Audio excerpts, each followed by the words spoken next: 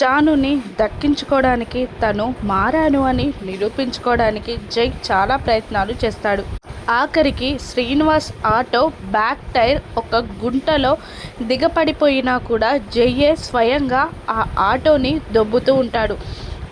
Auto tyre తిరిగి తిరిగి జై ముఖం షెడ్ పైన బురద పడినా కూడా జై పట్టించుకోడు.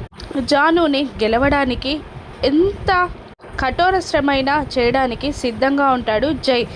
జాను లోపలికి వెళ్తూ లక్ష్మి కనిపించకపోయేసరికి అమ్మా అమ్మా అంటూ ఇల్లంతా వెతికినా కనబడదు.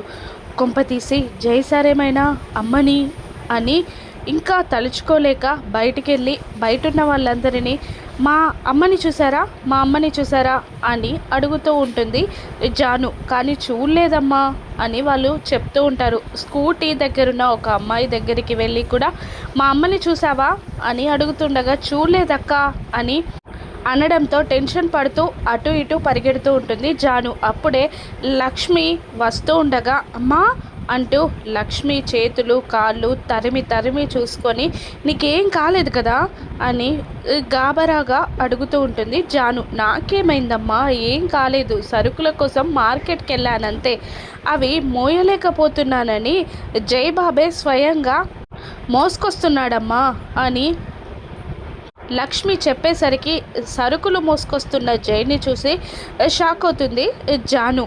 లాయర్ మాటలు గుర్తొస్తాయి. అతను మారాడు కాబట్టి అతనితో వెళ్ళి నువ్వు కంఫర్ట్ వెతుక్కునే ప్రయత్నం చేయాలి, కాదు అని ఎదురు తిరిగితే మాత్రం ప్రాబ్లమ్స్ తప్పవమ్మా అని జానుకి చెప్పిన మాటలు గుర్తొస్తాయి. ఏం చేయాలా, జైతో కలిసిపోవాలా అని ఆలోచిస్తూ ఉంటుంది జాను. జాను కలిసిపోతారా, జై నిజంగా మారాడా లేదంటే యాక్టింగా, రాను ఎపిసోడ్స్లో చూద్దాం. Thank you for watching.